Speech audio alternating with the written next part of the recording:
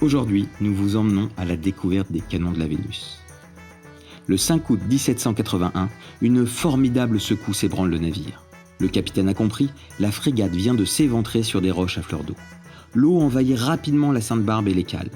Et pour alléger le bateau, le capitaine va faire élinguer un à un les 32 gros canons et les faire descendre à la mer.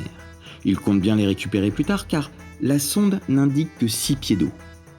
Mais ils ne seront pas tous récupérés. Une partie de l'artillerie est encore visible sur le site du naufrage. Il faut fouiller à faible profondeur dans une forêt de laminaires pour tomber nez à nez avec ces imposants canons. Bien que couvert de concrétion, un œil exercé reconnaît tout de suite la pièce d'artillerie.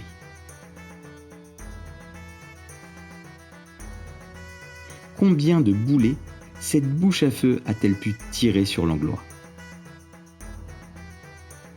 Malgré les 5 mètres d'eau, les canons semblent peu dégradés. Imaginez, ce canon est là depuis 1781. Mais tant qu'il reste immergé, la corrosion est infime. Vous voyez le profil particulier de cette pièce ? C'est l'une des premières caronades françaises. Et là, vous la voyez à poste sur son affût. C'est toujours une émotion particulière de voir de tels vestiges sous l'eau. Ah et là, vous voyez ces pierres aux arêtes vives ? Eh bien, elles constituaient le lest fixe de la Vénus. Le lest mobile était, lui, constitué de gueuses en fonte, encore visibles sur le site, avec leurs 2 orifices qui permettaient de les déplacer.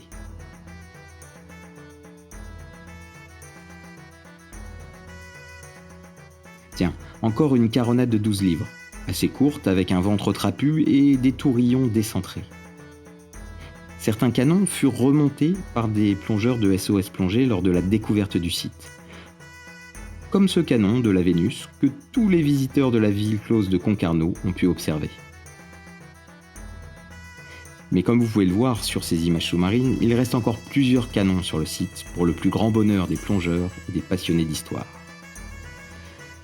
Avec comme objectif la conservation du patrimoine, les plongeurs de la SAM ont cartographié le site.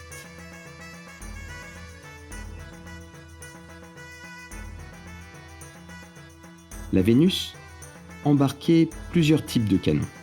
On voit ici 2 calibres différents.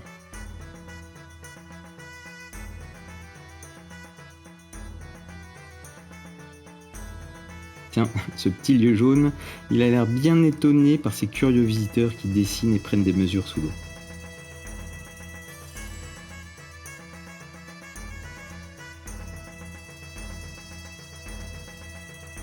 Regardez, la concrétion a pratiquement obstrué la bouche à feu de ce canon. Il est donc très difficile d'en déterminer le calibre. Mais saviez-vous que le diamètre des tourillons, ces axes de fixation visibles sur les flancs du canon, correspondait exactement au diamètre des boulets ? Le site ayant été déclaré au DRASM, il est classé site archéologique. Aucun objet ne doit être déplacé ou remonté à la surface au risque de perdre les informations qu'il pourrait nous apporter. Si vous avez passé un bon moment en notre compagnie, n'oubliez pas de laisser un pouce vers la surface en bas de cette vidéo et de vous abonner. Au nom de la SAM, merci et à très vite. Avant de partir, on se quitte sur cette dernière photo d'un lest mobile en fond.